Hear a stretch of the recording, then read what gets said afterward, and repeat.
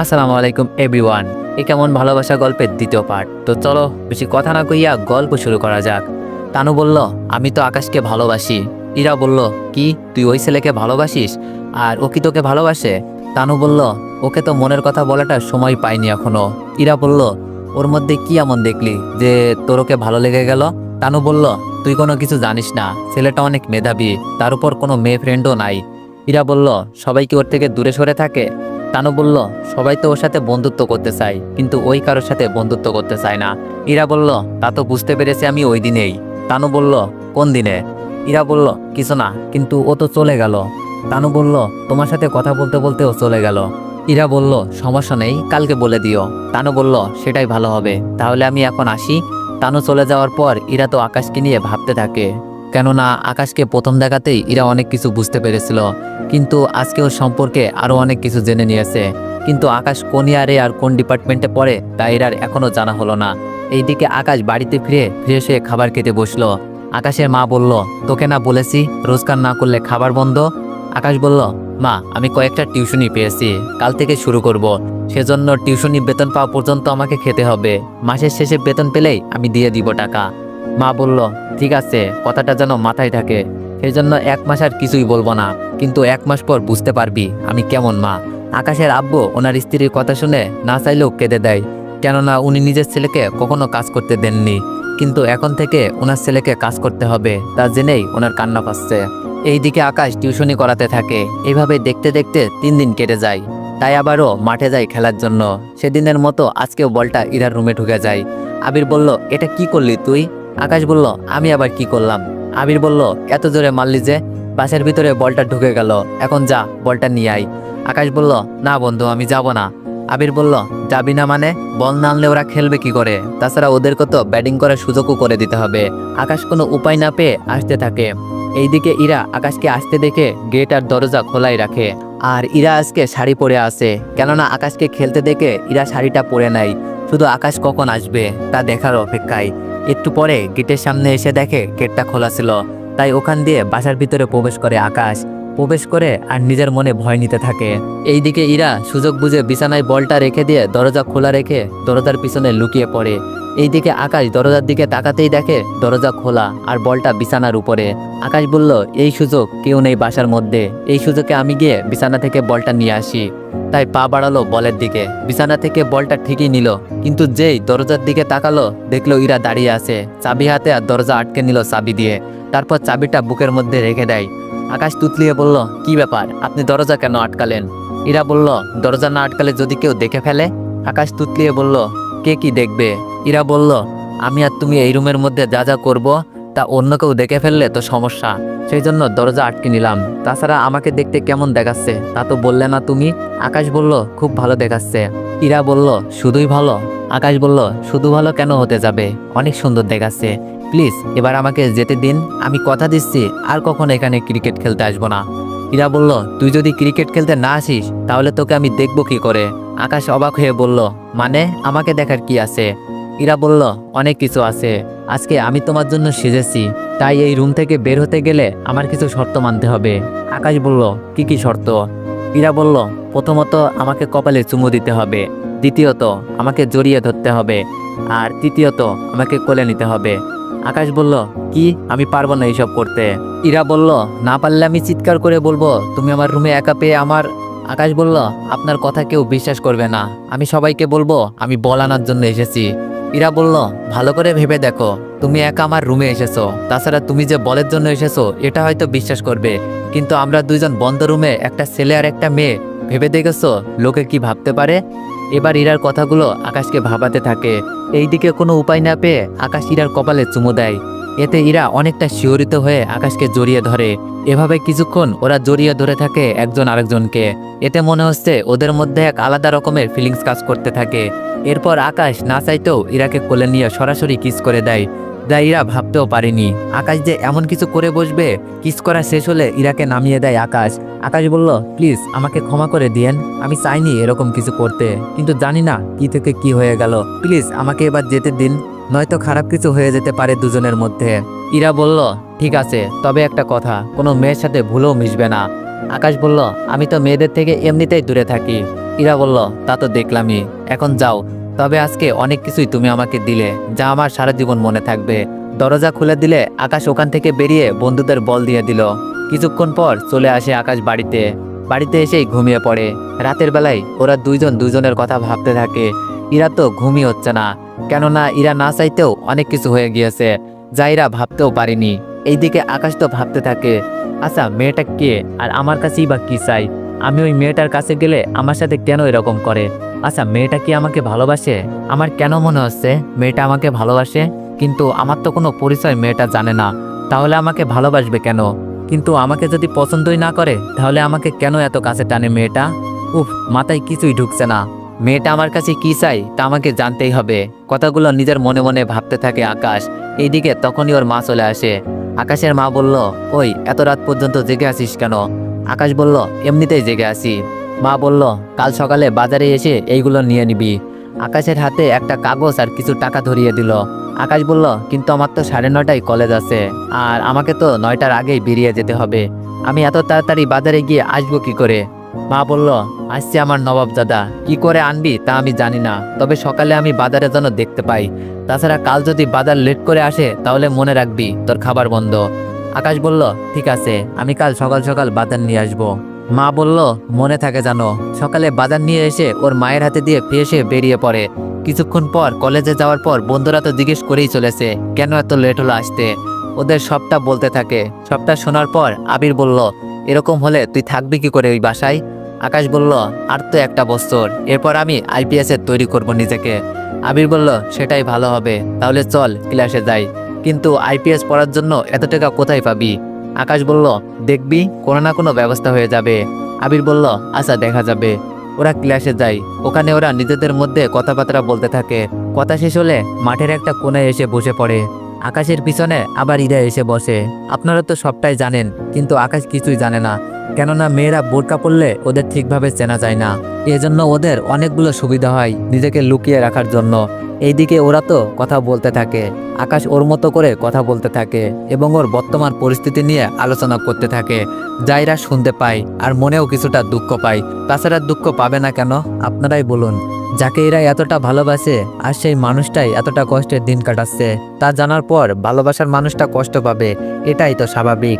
ইরার চোখে পানি দেখে তানু বলল, কিরে তুই কাঁদছিস কেন? ইরা বলল, কই।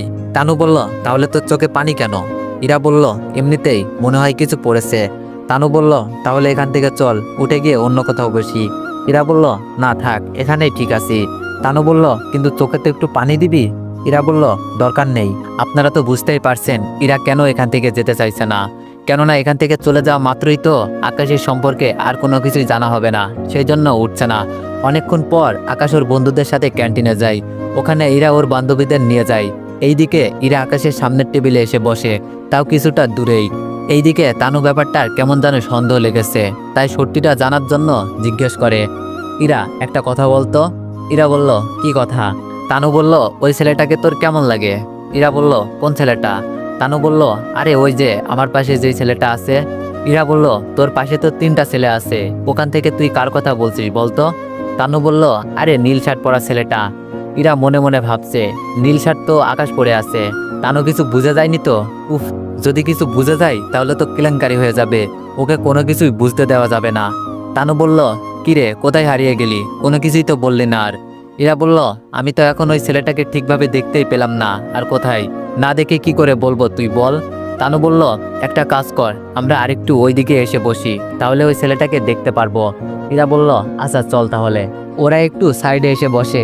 এবার ইরা ও আকাশ ওরা দুইজন দুইজনকে দেখতে পাচ্ছে, কিন্তু আকাশ ইরাকে মোটেও পাত্তা দিচ্ছে না, কেননা তার কারণ তো আপনারা জানেনই। যদি কেউ আগের পর্বগুলো না দেখে থাকেন তাহলে দেখে নিবেন, নয়তো বুঝতে পারবেন না ব্যাপারটা। তানু বলল, কি ব্যাপার বলতো? ইরা বলল, কোন ব্যাপার? তানু বলল, ওই ছেলেটা তোকে পাত্তা দিচ্ছে না। ইরা বলল, এতে আমার কি করার আছে? তানু বলল, তোর মতো একটা মেয়েকে এই ছেলে পাত্তা দিচ্ছে না, এটা কি ভাবা যায় তুই বল? ইরা বলল, কেন ভাবা যায় না? তাছাড়া এমনও তো হতে পারে ছেলেটা কোনো মেয়েকে ভালোবাসে, সেই জন্য এরকম কাউকে পাত্তা দিচ্ছে না। তানু বলল, তাই বলে এরকম ভাবে ইনসাল্ট? ইরা বলল, একটা কথা বুঝলাম না, তুই ওই ছেলেকে নিয়ে কেন পড়ে আসিস? তোর কি আর অন্য কোনো কাজ নেই? তানু বলল, আসলে এতটা হ্যান্ডসাম যে আমি ওর প্রেমেই পড়ে গেলাম। I am in love. Ira বলল, ভুলভাল ইংরেজি বলা বন্ধ করবি? তানু বলল, কেন? ইরা বলল, নয়তো আই লাভ ইউ বলতে গিয়ে ভুল ইংরেজি বলে বেচারা না হয় বিয়াল অবস্থা করে ফেলেছি। তানু বলল, তোর মাথা। এখন বল ওই ছেলেকে তোর কেমন লাগে? যদি পছন্দ হয় তোর তাহলে আমার জন্য একটু সেটিং করিয়ে দে। ইরা বলল, আমারে কি কাজী মনে হয় যে সেটিং করিয়ে দিব? তাছাড়া আমার পছন্দ হলে আমি ওর সাথে সেটিং করব। আমি কেন তোর সাথেও সেটিং করিয়ে দিব? তানু বলল, তাহলে তোর পছন্দ হয়েছে তাই তো?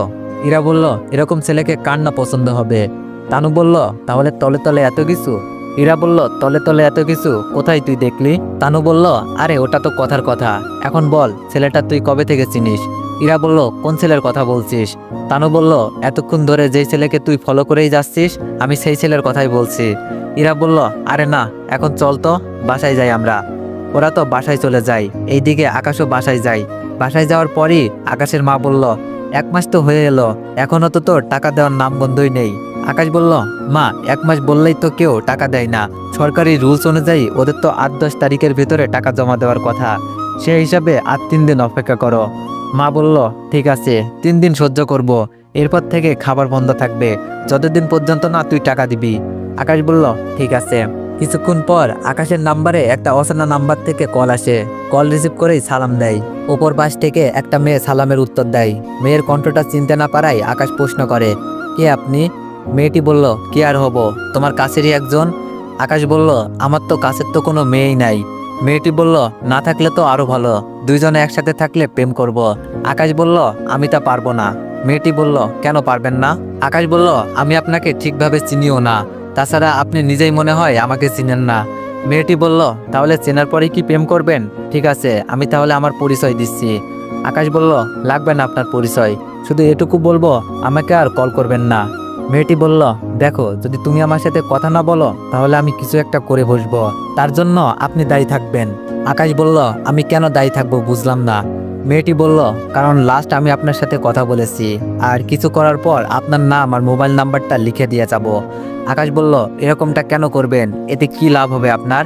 মেয়েটি বলল, আমার লাভ হবে নাকি ক্ষতি হবে তা তো তোমার জানতে হবে না, তুমি আমার সাথে কথা বলবে কিনা তাই সবচেয়ে বড় কথা।